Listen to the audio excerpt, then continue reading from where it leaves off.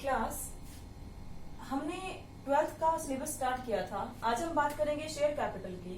तो share capital क्या होती है? जब भी एक बिजनेसमैन को कोई बिजनेस स्टार्ट करना होता है और उसको काफी अमाउंट में कैपिटल की नीड होती है, तो वो अपने फ्रेंड से, रिलेटिव से इतना पैसा नहीं कलेक्ट कर पाता कि वो अपने बिजनेस को स्टार्टअप कर सके। तो हम वो क्या करता है, अपनी कैपिटल को डिस्ट्रीब्यूट करता, पार्ट्स में डिवाइड कर देता है कि मेरे कंपनी के पार्ट्स को परचेज करो, मुझे पैसा दो और मेरी कंपनी में पार्टनर बन जाओ। अब वो पार्टनर यहाँ पर, क्योंकि हम कई नंबर ऑफ शेयर्स को इशू करते हैं, अपनी कैपिटल को, सपोज हमें 1 लाख रुपए की नीड है और मैं वो अपने रिलेटिव से, अपने सगे संबंधियों से इकट्ठा नहीं कर पा रही हूँ, तो मैं क्या करूंगी, उसको डिवाइड कर दूंगी। अब मैंने एक पार्ट 10 रुपीज का बना दिया। अब 10 रुपए का एक शेयर है, तो मेरे पास नंबर ऑफ शेयर्स कितने हो जाएंगे? 10,000। अब ये 10,000 मेरे कहलाएंगे शेयर। तो शेयर क्या है? ए पार्ट ऑफ कैपिटल, कैपिटल का एक पार्ट जिसको मैंने डिवाइड कर दिया 10 रुपीज में, तो हर एक शेयर का वैल्यू कितनी हो जाएगी? 10 रुपीज। तो 1 लाख कैपिटल को हमने डिवाइड कर दिया 10 रुपीज में, तो 10,000 नंबर ऑफ शेयर मेरे बन जाते हैं। और शेयर क्या? ए पार्ट ऑफ कैपिटल। हमने कई बार सुना है कि शेयर्स परचेज किए, शेयर्स का वैल्यू डाउन हो गई है। अब एक्चुअल शेयर्स है क्या है? तो वो पार्ट ऑफ कैपिटल, बट वो एक्चुअल में होता क्या है? तो वो क्या होता है? वो एक डॉक्यूमेंट है, 2-3 पेज, एक फाइल या 2-3 पेज का एक, वो कह लो, इन्फॉर्मेशन वाउचर, जिसमें कंपनी की सारी टर्म्स और कंडीशंस लिखी होती है। जैसे आप किसी कॉलेज का प्रोस्पेक्टस परचेज करते हो, उसमें उस कॉलेज की सारी टर्म्स और कंडीशंस, उसके जितने भी एम्प्लॉइज हैं, स्टाफ हैं, सबके बारे में इंफॉर्मेशन होती है। उसी तरह आपका शेयर भी क्या होता है, जिसमें कंपनी की टर्म्स और कंडीशंस लिखी होती है। अब शेयर कैपिटल की बात करें तो हमारे पास कैपिटल ऑथोराइज होती है, इशूड कैपिटल होती है, subscribed, called up, paid up और रिजर्व कैपिटल। अब पहले बात आती है ऑथोराइज कैपिटल की। तो ऑथोराइज कैपिटल वो होती है जिसको एक कंपनी अपनी लाइफ टाइम में उतने अमाउंट तक इशू कर सकती है, यानी maximum capital of a company, जो आपके मेमोरेंडम ऑफ एसोसिएशन में, MOA में लिखी होती है कि इतने अमाउंट से हम अपनी कैपिटल को रजिस्टर्ड करवा रहे हैं और कंपनी के लाइफ टाइम में उससे ज्यादा की कैपिटल कभी भी नहीं होगी। अब उसी को रजिस्टर्ड कैपिटल भी कहते हैं, ऑथोराइज कैपिटल को नॉमिनल कैपिटल भी कहते हैं। अब बात आती है इशूड कैपिटल की। अब जैसे हम इसी का ले लें कि हमने अपनी कंपनी को रजिस्टर करवाया है 10,000 नंबर ऑफ शेयर से, तो आपकी जो ऑथोराइज कैपिटल है वो कितनी हो जाएगी? 10,000 इंटू 10, आपकी 1 लाख हो जाएगी ऑथोराइज्ड कैपिटल। बात आती है इशूड शेयर कैपिटल की। इशूड शेयर कैपिटल वो होती है जितने मैंने जनता में इशू किए, क्योंकि ऑथोराइज तो वो है जो कंपनी के लाइफ टाइम में आपकी मैक्सिमम कैपिटल हो सकती है। अब बात करते हैं हम इशूड शेयर कैपिटल की।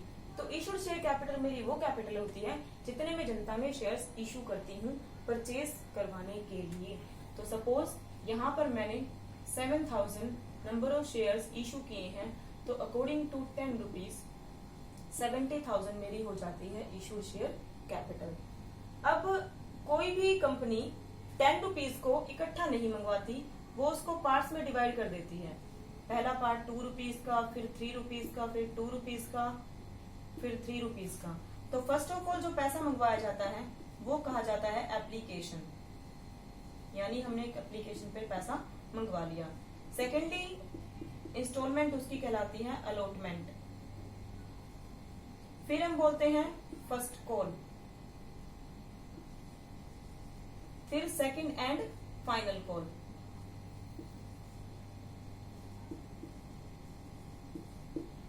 हाँ, तो 10 रुपीज को हम ऐसे करके मंगवाते हैं। अब बात आती है सब्सक्राइब्ड कैपिटल की। ये तो नहीं है कि जितने शेयर्स हम इशू करवाना कर हमने इशू किए, जनता ने सारे परचेज कर लिए, नॉट पॉसिबल। जैसे अब आपके पास कॉलेज में अगर 100 सीटें हैं कॉमर्स में, अगर 100 शीट्स में से मैं एडमिशन के लिए फॉर्म भरवाती हूँ, हो सकता है मेरे 100 से ज्यादा भी आ जाए, हो सकता है 100 से कम भी आ जाए। तो सब्सक्राइब्ड कैपिटल वो होती है जितने जनता परचेज करना चाहती है। सपोज यहाँ पर जनता ने परचेज करने के लिए कहा है, या जनता परचेज करती है ओनली 6,000 शेयर, तो 60,000 हमारी हो जाती है सब्सक्राइब्ड कैपिटल। अब कॉल्ड अप कैपिटल, नेक्स्ट के बाद कॉल्ड अप। अब मैंने पैसा सारे इकट्ठे तो मंगवाऊंगी नहीं, ऐसे पार्ट से मंगवाऊंगी। सपोज मैं एप्लीकेशन मंगवाती हूँ, अलॉटमेंट मंगवाती हूँ और फर्स्ट कॉल मंगवाती हूँ। यहाँ तक पैसा मैंने मंगवाया है, तो 2 और 3 5, 5 और 2 7। अब 7,000 नंबर ऑफ शेयर्स के अकॉर्डिंग, अमाउंट ऑफ शेयर के अकॉर्डिंग मैं पैसा मंगवाती हूँ। तो एक शेयर पर 6,000 नंबर ऑफ शेयर थे, एक शेयर पे मैंने कितना पैसा मंगवाया? 7 रुपीज। तो जितना पैसा मंगवाया वो पैसा आपका कहलाता है कॉल्ड अप कैपिटल। अब ये जरूरी नहीं है कि जितना पैसा आपने मंगवाया है वो सारा का सारा आपको रिसीव भी हो चुका हो। कुछ अमाउंट या कुछ शेयर होल्डर ऐसे हो सकते हैं जिन्होंने आपको पैसा ना दिया हो। अब इस केस में मैं कहती हूँ कि all money received accept first call. First call को छोड़ के मुझे बाकी सारा पैसा मिल गया, तो पेड अप कैपिटल क्या होगी, जितना पैसा मुझे मिल चुका है। तो 3 और 2 5 के अकॉर्डिंग मुझे मिल चुका है, तो 30,000 मेरी कहलाएगी पेड अप कैपिटल। अब last part of capital reserve capital. Reserve capital वो पार्ट होता है जो आपका कैपिटल का पार्ट बचा हुआ है जिसको हमने कॉल नहीं किया। अब पैसा नहीं मंगवाए तो वो रिजर्व कैपिटल कहलाता है। अब जैसे हम बाइक चलाते हैं, बाइक में कुछ आपका पेट्रोल रिजर्व में लगा होता है, उसको हम बचा के रखते हैं ताकि हमें नेसेसरी टाइम पर वो काम आ जाए। अब ऐसे ही आपका स्कूटी में भी एरो शो करता है कि आपका जो ऑयल है, पेट्रोल है, वो आपका रेड से नीचे आने वाला है। वो रेड से नीचे आ जाएगा तो इट मीन्स वो कभी भी खत्म हो सकता है। तो वो पेट्रोल आपको नेसेसरी टाइम पर, मुसीबत के टाइम पर काम आता है। तो रिजर्व कैपिटल वो होती है, वो पैसा बचा कर रखते हैं जब हमें कंपनी में पैसे की नीड हो तब उनसे पैसा वो मंगवा सके। अब यहाँ पर 10 रुपीज में से मैंने यहाँ तक मंगवा लिया, 3 रुपीज को छोड़ दिया, तो जो 3 रुपीज बचा है ये मेरा क्या है, रिजर्व कैपिटल, जो मेरे पास मुसीबत के टाइम पर काम आता है। तो अब रिजर्व कैपिटल के बाद अब यहाँ पर एक बात कही थी हमने कि कुछ पैसा हमें नहीं मिला। अब 6000 नंबर ऑफ शेयर्स ने 5 रुपीज आपको मिल चुके हैं, क्या नहीं मिला, 2 रुपीज। तो मांगी गई कैपिटल का वो पार्ट जो आपको नहीं मिला है वो आपका कॉल्स इन एरियर कहलाता है। अब इसी एग्जांपल में अगर हम देखें कि 6000 नंबर ऑफ शेयर्स पर मैंने 7 रुपीज मंगाए थे, बट उसमें से ये 2 मुझे नहीं मिला, तो 6000 इंटू 2 12,000 रुपीज हमारा क्या कहलाता है, कॉल्स इन, सॉरी रब कर देती हूँ मैं एक बार, इसको क्या कहते हैं, इस अमाउंट को हम कहेंगे कॉल्स इन एरियर। ओके, तो आई थिंक आपको ये कैपिटल के बारे में कंप्लीट नॉलेज हो गई होगी। ये बेस है हमारा शेयर कैपिटल का जो नेसेसरी है, आपको पता होना चाहिए।